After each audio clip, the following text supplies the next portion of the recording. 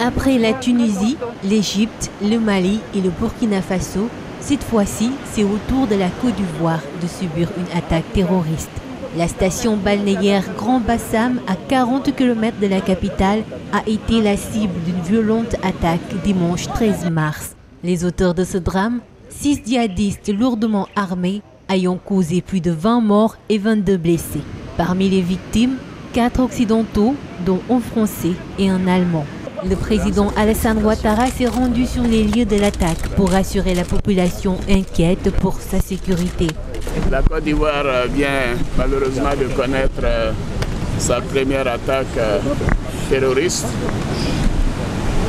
Tout à l'heure, en début d'après-midi, aux alentours de midi et demi, 6 hommes armés sont venus sur la plage de cet hôtel, l'Étoile du Sud, à Grand Bassam, non loin d'Abidjan, et ont commencé à tirer sur les touristes, les clients, et se sont partagés en 2 groupes, me dit le directeur de l'hôtel, et ont pu évidemment par ces mouvements et cette attaque lâche tuer des personnes innocentes.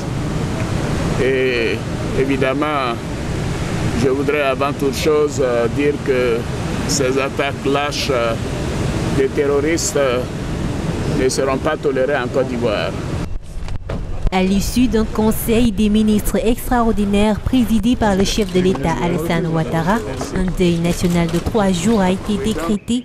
Ainsi, le drapeau sera en berne sur l'ensemble du territoire ivoirien.